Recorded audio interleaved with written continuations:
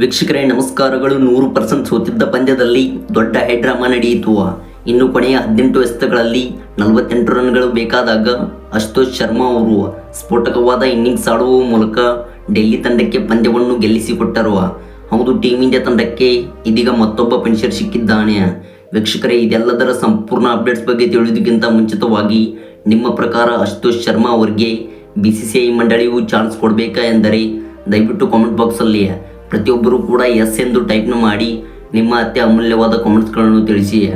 ಹೌದು, ನೀವು ಮಾಡೋ ಪ್ರತಿಯೊಂದು ಕಾಮೆಂಟ್ಸ್ನಿಂದ ಅಶುತೋಷ್ ಶರ್ಮಾ ಅವರಿಗೆ ಮೋಟಿವೇಶನ್ ಸಿಗಬಲ್ಲದು. ಹಾಗೆ ಈ ಒಂದು ಪ್ರದರ್ಶನಕ್ಕೆ ದಯವಿಟ್ಟು ಈ ಕೂಡಲೇ ಈ ವಿಡಿಯೋಗೊಂದು ಲೈಕ್ನ ವ್ಯಕ್ತಪಡಿಸಿ. ವೀಕ್ಷಕರೇ, ನಿನ್ನೆ IPL ಪಂದ್ಯಾವಳಿಯ 4ನೇ ಪಂದ್ಯದಲ್ಲಿ ಲಕ್ನೋ ಹಾಗೂ ಡೆಲ್ಲಿ ತಂಡವು ಎದುರಾಗಿದ್ದವು. ಇನ್ನು ವೀಕ್ಷಕರೇ, ಈ ಒಂದು ಹೈ ವೋಲ್ಟೇಜ್ ಪಂದ್ಯದಲ್ಲಿ ಟಾಸ್ ಗೆದ್ದಂಥ DC ತಂಡವು ಮೊದಲು ಬೌಲಿಂಗ್ ಆಯ್ದುಕೊಂಡಿತ್ತು.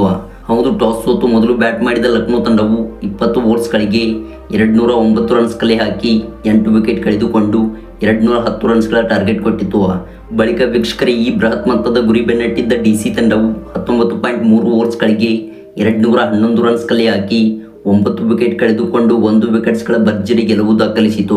ಹೌದು ವೀಕ್ಷಕರೇ, DC ತಂಡದ ಪರವಾಗಿ ಅಶುತೋಷ್ ಶರ್ಮಾ ಅವರು 99% ಸೋತಿರುವ ಪಂದ್ಯವನ್ನು ಡೆಲ್ಲಿ ತಂಡಕ್ಕೆ ಗೆಲ್ಲಿಸಿಕೊಟ್ಟರು.